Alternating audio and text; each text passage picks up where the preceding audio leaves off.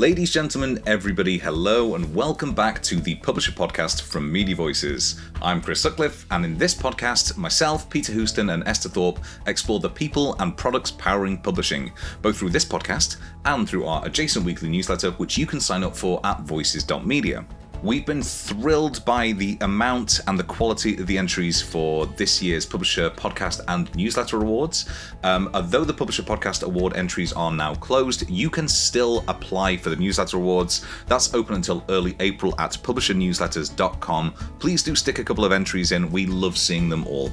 And we are really pleased to have membership solution Memberful as sponsors for this season of the Publisher Podcast. So whether you're launching, growing, switching platforms, whatever you're doing, Memberful are committed to providing exceptional support at every stage of your journey. If you're anything like us, you know how difficult it can be to launch a membership scheme, maintain it, and actually develop it to something that's worthwhile, not just for the company, but for the audience as well. Now, Memberful help you take control of that, and they help you take control of your publishing business. So you can visit memberful.com/publisherpod, that's memberful.com/publisherpod, to get started with a free trial. This week, I was lucky enough to talk to Sam Baker, who is a journalist and senior producer of the podcast Don't Drink the Milk for Deutsche Welle, or DW. Don't Drink the Milk is a fascinating podcast, not just for the name, although you can rest assured that I did ask about that at the very top of the interview, but also in what it examines and what the team at DW has discovered about what audiences want as a result of that. So in this wide-ranging interview, first of all, we discuss the podcast itself, but we then go on to discuss everything from how the team at DW began promoting it, what Sam thinks is going to be the future of the podcasting industry, why so many of the larger podcasts feel a little bit phoned in at the moment, we name no names, and how they're experimenting with everything from AI to video podcasts. But as I mentioned, to begin with, I did ask Sam to explain why on earth the podcast is called Don't Drink the Milk. Sam, thank you so much for coming on. We can't start this conversation without an explanation of where the title Don't Drink the Milk comes from, because I've been thinking about it ever since we set up this interview, frankly. Yeah, it's a question we get a lot. I think one now, having published 2 seasons, we maybe would think a little differently about, to be honest. But we...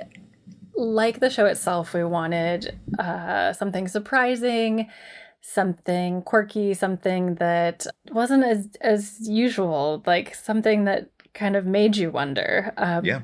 So I guess it certainly accomplished that. And we had looked at a lot of different words for the game telephone. I believe, in the UK, most people call it Chinese whispers. Yep.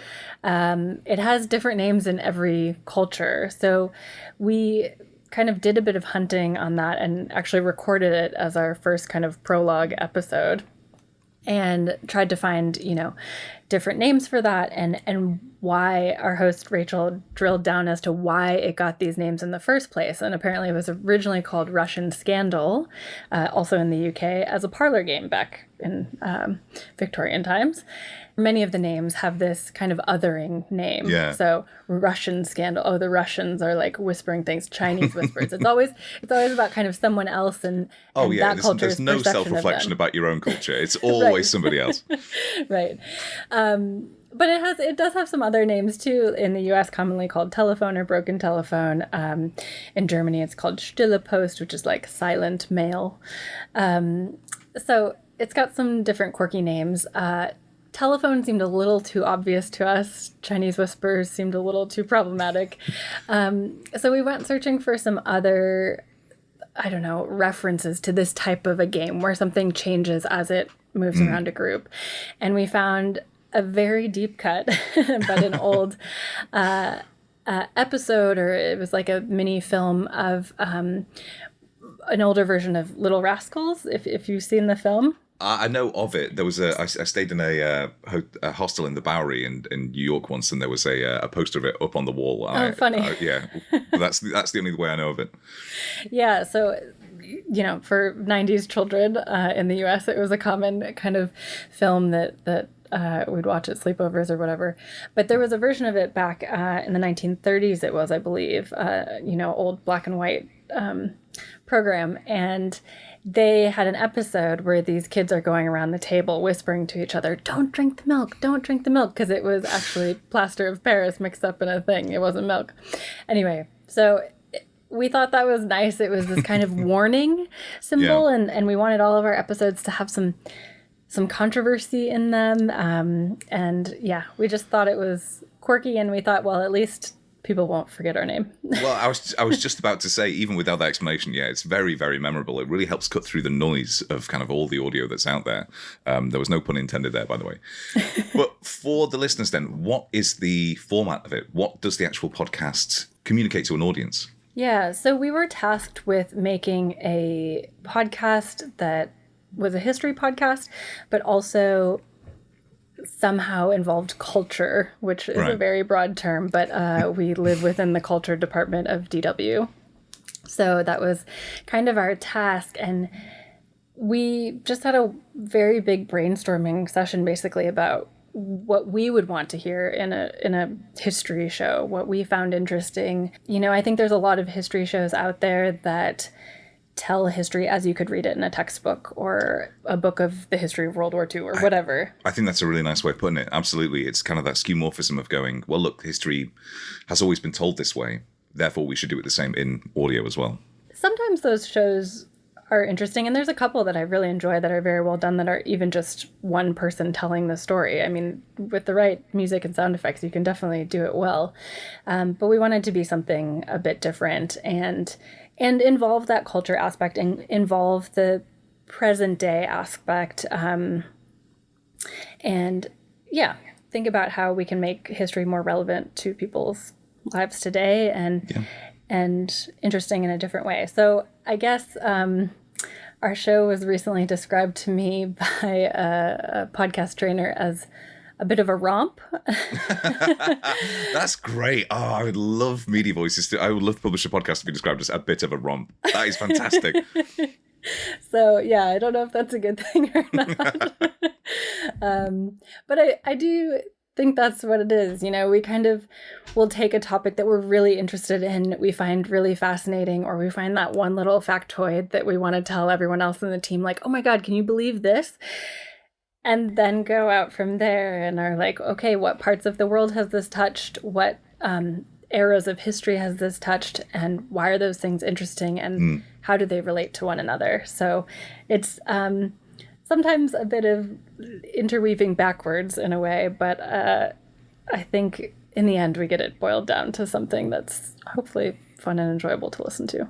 Well, before we get into what that means to kind of the audience and the strategy behind that, could you illustrate it perhaps with an example? So one that was actually a topic I had in mind before we started the show as kind of, what might this look like, is the history of India Pale Ale. I'm a craft beer drinker. I really enjoy India Pale Ales and many other craft beers. And I had heard this story before. I'd gone to beer tastings, and you always get this kind of, 10-minute story of how they had to make it super hoppy, to transport. Yeah. Absolutely. I've heard exactly the same. Exactly. I think anyone who's been to an IPA beer tasting or brewery tour has heard that story. But I felt like there was a lot more embedded in this story and wanted to unpack what this kind of simple object told us about a broader history, what was going on behind it. So we took a look at that episode, talking to a few different beer experts, which was really fun, and looking at how this history is maybe problematic. So we spoke with a beer writer in the UK who's written about this history and how he has struggled with it and, wants to question it. And we followed that all the way to brewers in India making beer today who said, look, our drinkers probably really don't care that much about this story. But along the way, we talked about British colonialism and why that history isn't maybe as well known to Brits partaking in an IPA today. We got to do some fun vox pops at a brewery for that. We spoke with David Jersadison, and he talks about how these beers are often they have these labels like reminiscent of empire, and kind of what's problematic about that, and what we're not talking about when we advertise things as this kind of glorious empire without knowing the history behind it. Yeah, I mean, I've always been someone who really is interested in history and loved learning about history. I studied art history and environmental history in college. But I think what often gets lost in how we teach history to young people, and unfortunately in how some podcasts talk about history or package history, is it can be in this very kind of geopolitical, these were the wars that happened, kind of just the highlights sort of way. And I think what we wanted to do is really dig into culture, like what were people eating and wearing and why, and what did they care about and what was concerning them, because all of us someday are going to be history. So I think looking back on how other people experienced life and thought about these cultural objects or movements of their time can help tell us things. But we wanted to do it in a way that was still fun, because I think a lot of history podcasts can also be very serious, and we're going to teach you these historical lessons, and we have that too. We definitely have serious topics, but we wanted to make sure there was always still some levity in every episode. I think you're exactly right. It's that kind of the difference between rote learning of history, X number of people died, versus the kind of illustrative side of it by saying, look, these were real people, these were real events, and here's interesting aspects to it. Like I'm reading a book at the moment, History Told Through 12 Shipwrecks, which does exactly that. It's fascinating. Yeah, exactly. I always thought of it, they say podcasting is a visual medium. I always thought of it as wanting to do history in color rather than history in black and white, kind of bring it to life a little bit more. And so how long has Don't Drink the Milk particularly been going now, and where does it sort of fit into the overall slate of audio that you're doing? So let's see, we launched in 2023, in the fall of 2023, and have had 2 seasons now. Our episodes are quite involved, so they take quite a bit of time to put together in terms of the different scenes and travel and interviewing and finding different experts for these kind of quirky histories. Oh God, I imagine, they're basically all sort of, they could be PhD topics, it sounds like, because they're all so wide ranging.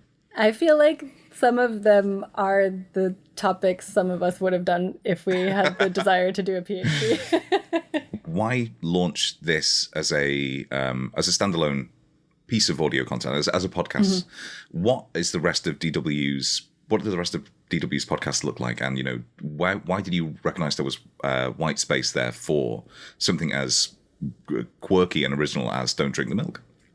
Yeah, well, we have a lot of different podcasts at DW. I've worked on a few there, a weekly environmental show called Living Planet. I am currently also helping with a weekly news show called Inside Europe that's all about the news in Europe. So DW has a lot to offer, and we broadcast across many different languages. I think it's like 32 languages, but we have podcasts in quite a few of those. So being an international broadcaster, I think, allows us to think globally. And I think that was really useful for this show, because it wasn't just, there's a lot of history shows that are history in the UK or history in the US, but we wanted to take a look at how those histories kind of fit into a bigger global story. And I think that was something we knew we could do with correspondents in different parts of the world who could help us with parts of those stories. Rachel Stewart, the host, she had previously done a YouTube video series called Meet the Germans, which was very, very popular. But it was about quirky German cultural things, like quirky things that Germans do, and those of us who live in Germany sometimes are very perplexed by. And she kind of unpacked that in a really fun, and lighthearted way. So I think we wanted to take that same energy, and she was ready for a new project and wanted to work on a podcast, and it just kind of fit. Very nice. And so it's been going for 2 seasons now. What has been the audience response to it, and how do you take audience feedback on board? Do you solicit ideas from the audience? Yeah, we do occasionally get ideas from the audience. More so, we get feedback and nice comments about episodes that people enjoy. We're happy to take ideas, always looking for new ones. I mean, we get loads of comments on Apple and Spotify, which is really helpful and interesting, and also interesting to see where people are listening from. Yeah. Which is mainly the US, but also lots of Australians, Canadians, people in Europe. So it's nice to see a good spread and that these stories resonate. You know, we kind of focus this show for an American audience, but it's nice to see that it resonates with others as well. If nothing else, that's validation of the appeal of the show, which is to kind of unpack, not just to keep everything standardized and contained within one examination of one culture, but actually to broaden it out and say, look, nothing exists in a vacuum. Here's how everything interacts. And actually having that international audience speaks to the fact that people are interested in that. Yeah, absolutely. I mean, Rachel did an episode about homeopathy that I think was actually more popular in India than anywhere else, but it linked together Germany and India and the US, which all have a weirdly large amount of homeopathy for different reasons, because there are different issues with their healthcare sector that people don't feel supported enough by, so they turn to other things. But that was a really fun one to work on, where you have these 3 pretty different cultures, but all gravitating towards this, I don't know what you'd call it, wellness trend. Yeah, that's a nice euphemism for it. Yeah. But trying to solve some other problem that they had and why they all turned to it. So it can link different cultures together in interesting ways. I'm really interested then, considering how international it is, and as you mentioned, DW is very international in its outlook. How do you, I suppose, what is the strategy when it comes to launching a new podcast? Where do you go, okay, this is going to be in X language, or this is going to be available in, these different languages? And have you considered the use of, things like those AI translation tools that a lot of Latin, South American producers are using to get their podcast out in different languages? Yeah, we have talked about that and talked about other things. I'm very interested in translating podcasts. I think there's some really innovative shows out there. I mean, I think of a few shows from Futuro Studios, which are amazing and have been done in Spanish and English, primarily for a North American audience. I think there's a lot of possibility there. I think it can also make production more complicated when you're working with 2 teams working in different languages. But I think there's a lot of possibility there to tell multicultural stories or cross-border stories that might not be possible if you don't have that expertise from another place. So it's definitely something we're thinking about. Personally, I'm not so comfortable with my voice going out as an AI in a different language. Thank God. Yeah, the so same. Like it's scary and impersonal, I think, in a lot of ways, and it's good to see. I don't know why this is the first thing that came to mind, but a bunch of video game voice actors have basically said we are not authorizing the use of our voice for training of AI in any kind, because we'll just be cut out of the picture. And I feel like for podcasters, it's kind of the same issue. Yeah, I think it also. Well, yeah, there's a whole can of worms that opens. But I think having your language in a different voice that you don't know is really problematic when you don't know what's possibly being said in that other language. Well, exactly. I mean, there's so many, you must know this from doing Don't Drink the Milk, but there are so many nuances and kind of cultural expectations around the use of language that you just wouldn't get unless you were a native speaker or something. It's something we already think about just in terms of English. We've got a really mixed team. Rachel's British, another producer, Charlie, is Australian. Chris, who left last year, is Italian. I'm American. So even just figuring out those cultural things in English is hard enough, I think. God, yeah. And I think the podcast studios or podcasters who are doing that in multiple languages do have to be really thoughtful about that. And that's kind of the opposite of just ripping something and putting it into AI. So Yeah, definitely. until we find a different way to do that, I think it's off the table at least for me for now. So one of the things that I, having spoken to a lot of podcasters, is one of the things that people are always thinking about is how they can work smarter rather than harder and repurpose existing podcast content. How does DW actually approach taking the podcast and making it work smarter for them? I know you do the transcripts under some of the episodes. Is it all the episodes, in fact? Yeah, we put all of our transcripts out. That's for a few reasons. SEO is kind of the basic one, so people can find us. But the two more important ones, in my opinion, are accessibility. So folks who can't listen to a podcast can get it in a different way, get that information in a different way. And the other one, because we're a history podcast and because some of our topics venture into quasi PhD territory, we wanted this to be something, they're really well-researched topics and episodes. And we wanted this to be something that a university student could use and cite and, use our research for their purposes, or a teacher could use in their class. So we wanted it to be accessible in more than one way that could be repurposed. But we do have some other adaptations. So figuring out how the show could be turned into video has been an ongoing challenge. Yeah.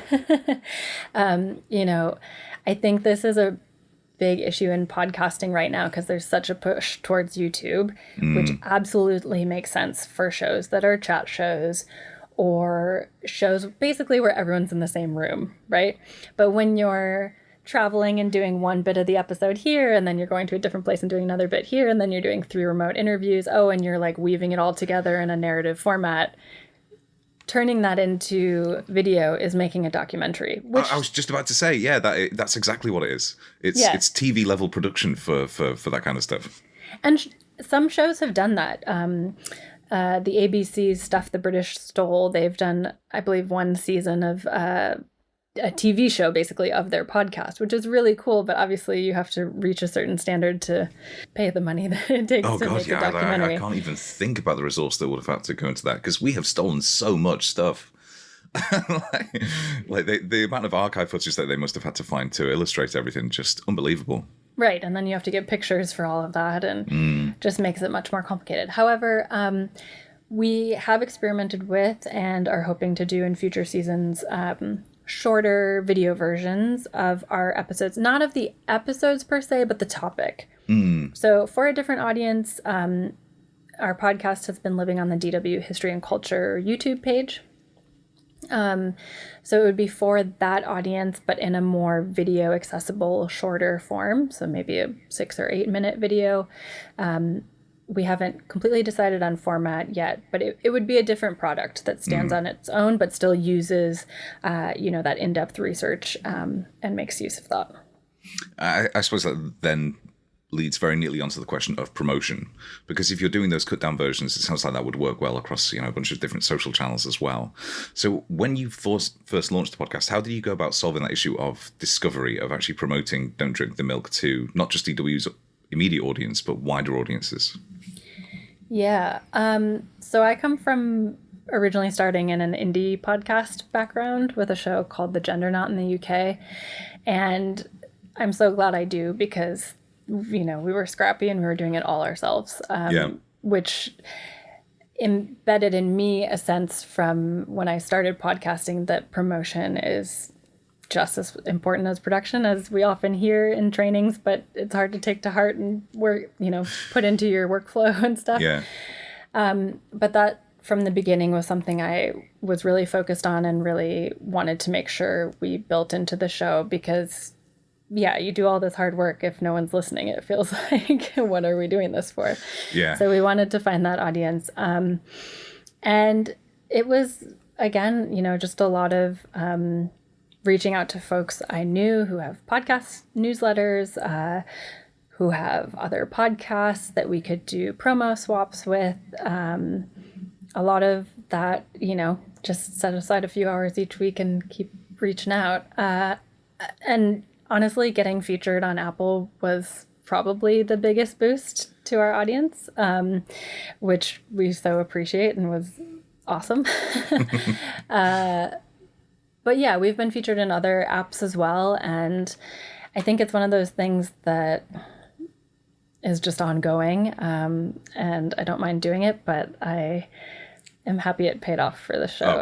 And has, God, yeah, absolutely. Yeah. I mean, because we do the podcast awards as well. That's a perennial problem. That's partly why we ask for growth strategy as criteria, because we want to know how people initially did that, and a lot of them do say, fantastic, we got featured on Apple, but you don't just get featured on Apple. You have to put the work in ahead of time.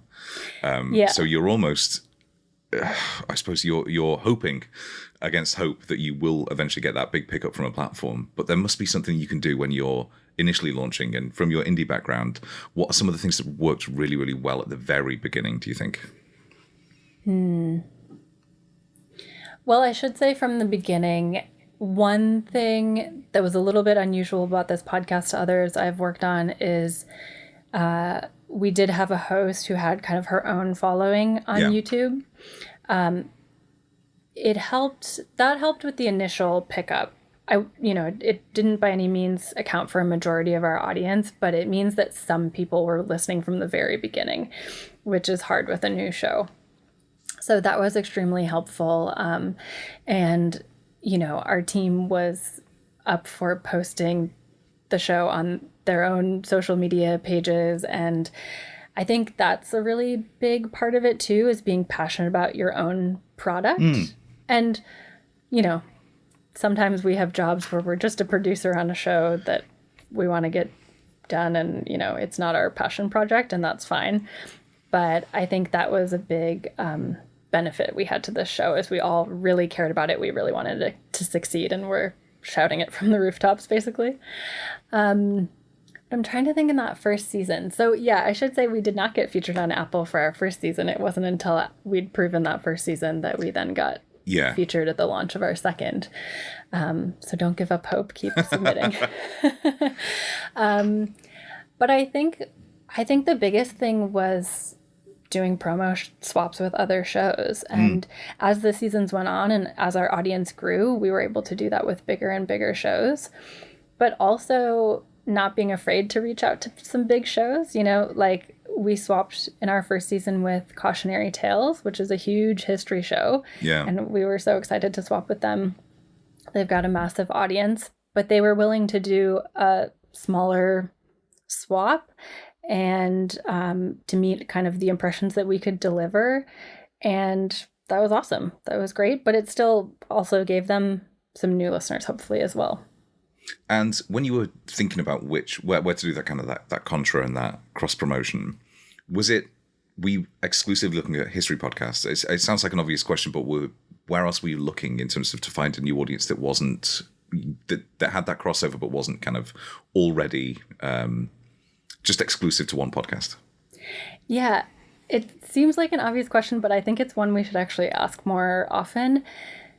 History podcasts were the obvious target, and we have done a lot of promo swaps with history podcasts, but they had to be history podcasts that we liked and that also fit our vibe, I listen to every show that we do a promo swap with, and so there were other shows also that weren't history shows that we thought, yeah, that's our vibe. The host sounds similar, the sound of the show is similar, we think our audience and their audience are similar types of people.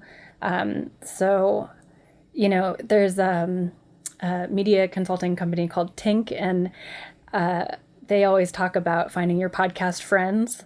And right. I think that's a good way to think about it. That's a nice phrase, yeah. Yeah, like who exists in your orbit of the podcast world, and who maybe is already in the feeds of the people that your listeners are, or a couple of your listeners are. So, God, I would love to see one of those infographics where it's like, okay, here's your audience, here's the audience for this podcast, here's the crossover, and then sort of how it all fits in this kind of like constellation of podcast topics out there. Because you're right, there must be so much crossover between podcasts that we just don't think about.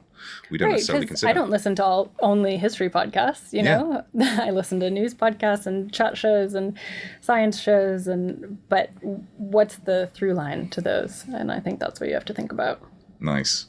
And in terms of the rest of DW's activities, how was the podcast promoted on, other mediums that DW was doing as well? Because that's such a huge opportunity. Yeah, absolutely. We had obviously promotion on other DW podcasts. We also made a video trailer that went on to DW television and could be used on other platforms like Instagram and YouTube. That video trailer also was featured for a while at the Frankfurt airport, which was very cool. Yeah. And to add on to that, episodes of our show are on Lufthansa flights. So there's kind of a nice little continuation when you've got a captive audience with no Wi-Fi. So DW has some interesting different approaches like that to distribution. And also partnering with other podcasts within DW. I mean, people who work at other broadcasters will know this, but some of those shows go out on the radio too. So they're getting distributed in other countries on the radio, and they might drop an episode of ours, which was, I think, a huge help. How do you refine that promotion strategy and growth strategy as you go? At the end of the second season, where do you see there still being headroom for growth? Oh, I think there's still lots of opportunity for growth, honestly. I think one thing for our show is, unfortunately, the podcast industry has seen a huge retraction on narrative shows. But I don't think that's because people don't like them. I think that's because the funding model is such that people feel like they need to have always on shows that are cheap to produce, which, fair enough, if you're a for-profit, podcast studio or whatever. Obviously, that's a nice benefit of being a public broadcaster, is you're not always beholden to the advertisers. But I think there's a lot of people who are missing some great narrative podcasts that are no longer being produced. So I think there's a lot of room to find those people. It's just a matter of figuring out how to reach them. That is so interesting. I mean, as a topic, we could talk about that for an entire episode.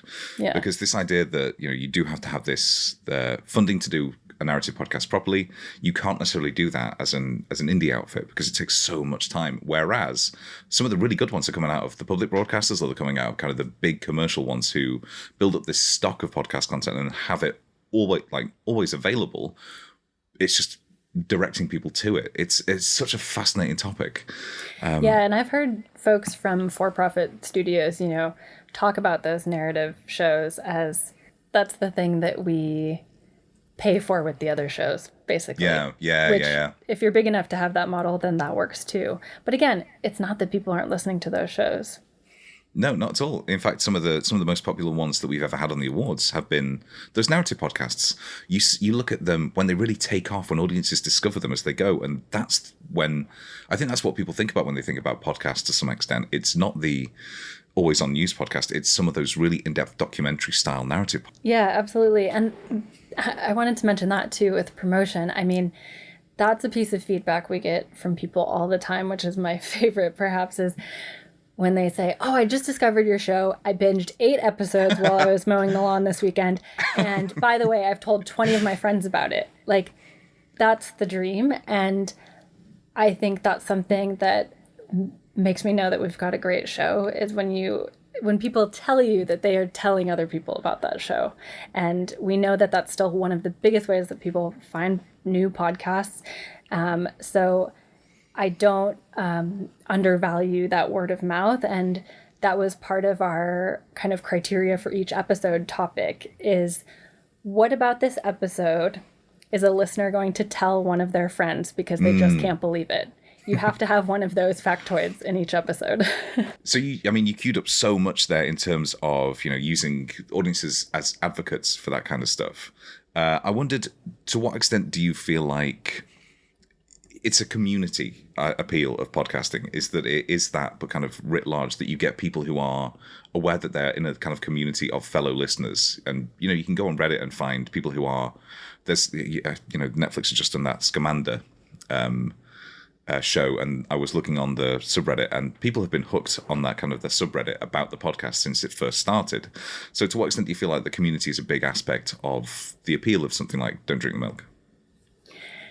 Yeah, I think this was another huge benefit of having Rachel as a host. She, as much as I think about promotion, she thinks about community Yeah. because she comes from that world of YouTube and also had Meet the Germans Instagram channel. I mean, it shocks me how often and thoughtfully she answers comments online all Yeah. the time. She just, to me, that feels like so much extra work, but she genuinely really cares about people who, watch her videos or listen to her podcast episodes. And I think that's really essential to building community, is for people to feel like they're heard and they're part of that community. I mean, it's one thing we also wanted to do as a team of 4 is have producers on the show, have some back and forth in parts of the episodes, but never feel like there were in jokes. I think podcasts, especially kind of amateur podcasts, can easily tumble into that, They were so insular. Yeah. And people joining halfway through are suddenly bereft of like context. Absolutely. And this was something in the editing process that often I would say in episodes, I'm like, nope, someone who is listening to this episode and it's their first episode does not know that. Take it out. Yeah. Like you have to always assume that there might be a new listener and, of course, assume that there might be someone who's been there from the start. And how do you make it accessible and fun and interesting for both of those listeners? Yeah, of course. And that's only going to become more of a challenge the longer into the lifespan of the podcasts you go. A callback is fun, Yeah, but yeah, of not course. at the expense of somebody being bewildered by it, I don't think. Right. So, I mean, we've spoken there about kind of the promotion, the launch, how you got to this point. Where do you foresee the podcast as a medium going from now on? We've mentioned YouTube, we've mentioned kind of the move into more video focused podcasts. To what extent do you feel like the podcast industry still has, room for experimentation? And how do you foresee that going in the near to like midterm future? I don't think there's any limit on imagination or experimentation in terms of podcast creators. I think the main limit is money and being afraid of doing something that doesn't make money.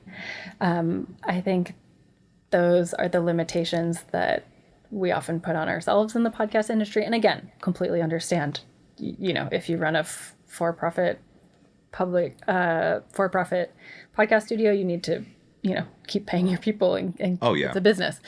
But I think that's why I'm so happy there are still many indie podcasters out there. And of course, it's that, push and pull of like sometimes to do something really cool and experimental, you need a lot of budget, and that doesn't always align. But there are like grants and awards out there that I'm hopeful can help a few of those projects anyway. But Nice. And it is really good to see some of the incubators that are out there that are sort of giving air and oxygen to some of these, the indie titles.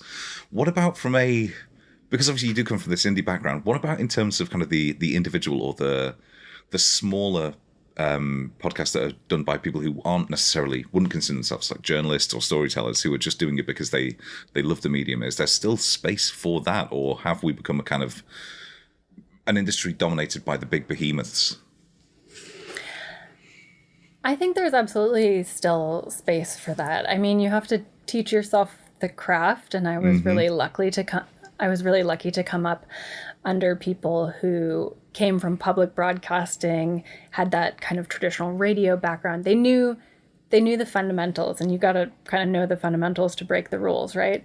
So I think you can still teach yourself that as an independent producer. There's lots of amazing trainings and resources out there. The UK audio trainings, or Audio Train, I go to all the time, their trainings. So I think there's the possibility to do that, absolutely. And honestly, some of the big players are putting out garbage podcasts. Like, I'm not going to name any names, but there's a lot of really, and you can tell it's just half-hearted. Again, those are producers who are not posting that stuff all over their social media because they're just doing it to pay the bills, which is fine. But the end product doesn't have the same love and passion behind it. It's such a challenge because I suppose if it's not a narrative podcast, you do have to plan for longevity, and at a certain point, regardless of what the project is, it feels like a hamster wheel in a lot of ways. And the fact that so much of podcasting success has been predicated on being regular, getting stuff out, every week. I can completely understand why some of them are putting out garbage. But I mean, there's also narrative podcasts out there that I think lack that soul. They think they've figured out the formula and they're going to plug X story into it. And anyway, that's where I think independent podcasters who really care about whatever their topic is have opportunity.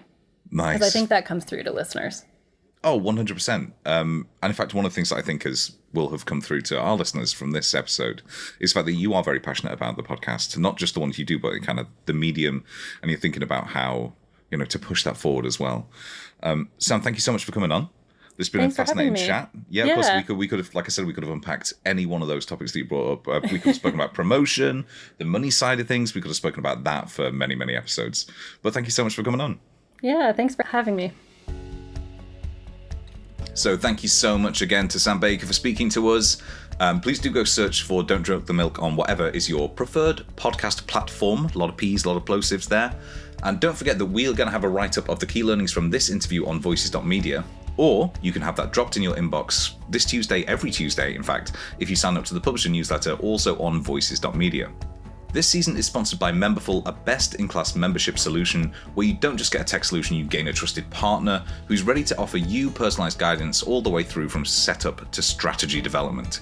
You can find out more about how Memberful can help diversify your revenue streams and, most importantly of all in publishing, connect with your audiences at memberful.com/publisherpod.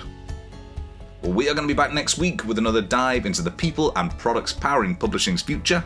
Until then, you can keep up with all things Media Voices by following us on LinkedIn, Blue Sky, wherever you are, except Twitter these days, and subscribing to the publisher newsletter over on voices.media. For now, have a fantastic week, and goodbye.